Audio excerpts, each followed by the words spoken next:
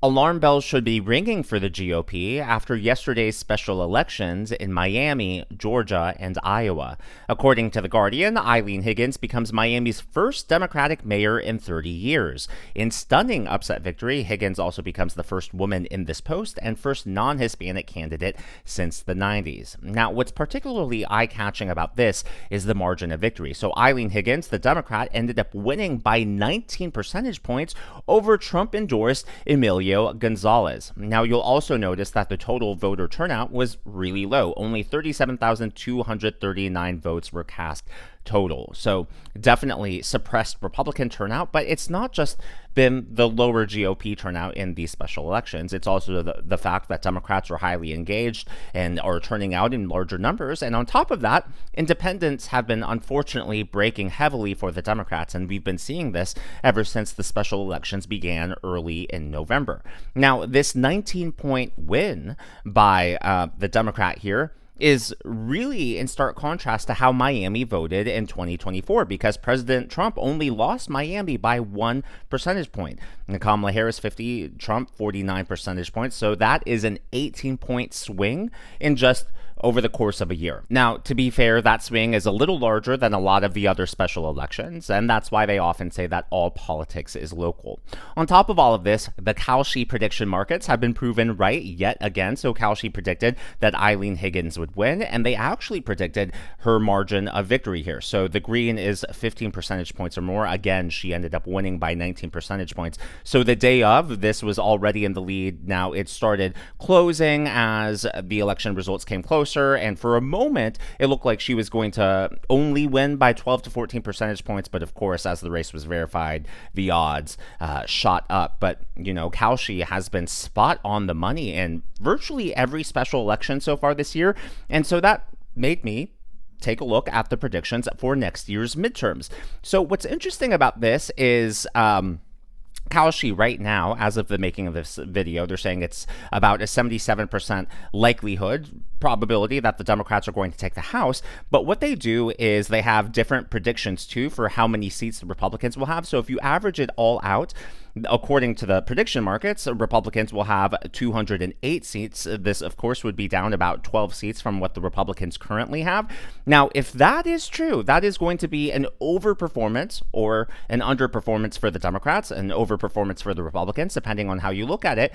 But what's really alarming is the below 193 seats is the largest betting pool right now. So according to the betting markets, there is a 1 in 5 shot that Republicans will fall below 193. And if that happens, then we're talking about a truly, a historic rout that would definitely place in the books. Now, it's not going to be the biggest of all time, but it is something to be alarmed about. And that's not just me as a podcaster or, a talking head trying to be a panican or anything like that. The reality is the Trump administration is taking this seriously. And you can tell that Republicans on Capitol Hill are worried about this. And the best proof is that Susie Wiles, President Trump's chief of staff, actually went on a podcast yesterday and talked about this. And she already has plans, which she apparently hasn't told President Trump, to put him out on the campaign trail in 2026 because the Republicans just aren't going to do it on their own. Have a fun next year, but we're going to put him on the campaign trail too. Typically, just a little bit of campaign speak, if I may. Yeah.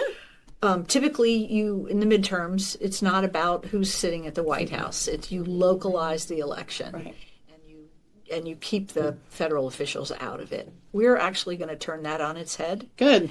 And put him on the ballot because so many of those low propensity voters are Trump voters. Yes, they are. And we saw a week ago Tuesday what happens when he's not on the ballot and not active.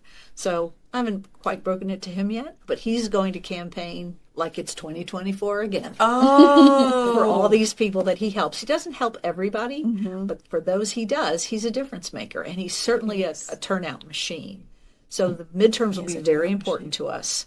He'll work very hard to keep the majority. Yeah, we can't afford to have this stalled. No. And one of the things I keep telling people, and I'm sure we're going to talk politics. I got to talk this. I am so frustrated with all of the people that gave abundantly to organizations like ours and others over the last 4 years to make sure that we won. And our objective was threefold. We didn't just want the presidency. We wanted the House, we wanted the Senate. And we were very strategic on where we went, how we focused to get those moms out.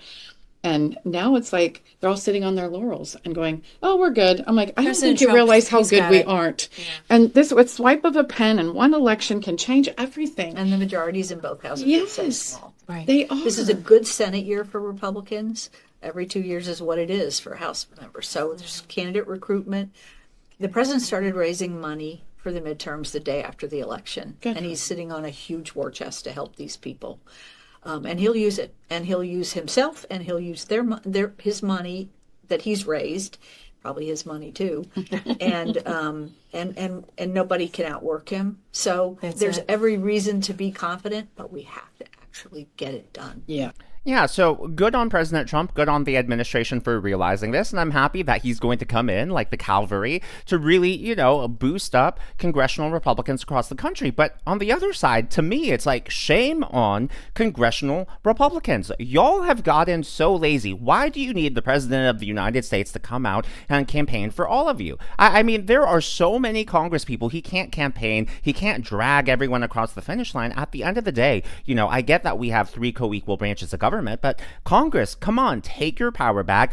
Own responsibility for your own political career, own responsibility for your own district. You, of all people, if you truly represent your district and know what they want, you should be able to speak to them in a way that, President Trump or any national figure wouldn't be able to, right? Like, that's why politics is local in that sense. So it's really a shame that Republicans, and honestly, this goes for Democrats too, but if we're talking about control of the House, it's a shame that they've gotten so lazy and they're relying on President Trump to come in and save them. What are you going to do when Trump can't run again? What are you going to do when MAGA eventually, moves on, whether that's to J.D. Vance, Marco Rubio, or someone else we're not even considering right now? And so I think it just shows that people in Congress need to start thinking for themselves. They need to start actually working. They need to start coming up with ideas. They need really just to realize that their authority, their constitutional responsibility is in their hands instead of just delegating everything off to the executive branch. I think that's a big lesson that Republicans are learning right now. And unfortunately, I fear that they're going to have to learn this lesson the hard way before the party as a whole really realizes it. Now, it's not just this election in Miami. Of course, we've had other special elections again since November. But another one that happened yesterday was a Georgia House election. And guess what? The Democrat ended up winning here, 50.8% to 49.2%. Eric Gisler, the Democrat, won again, 1.7% margin point. Guess what? President Trump won that district by 12 points. So that is a swing of 11. It's not just there. Take a look at what happened in Iowa, 7. Now, you may say, Daniel, this looks like a huge win. The Republican won 70.3% compared to the Democrat, 29.7%. But even in Iowa, that was an 11-point swing. Now, what we're seeing again and again and again in all of these special elections is these swings. They are a minimum of 10 percentage points. I haven't seen any high-profile race where the swing has been in the single digits. So it's really alarming, I think.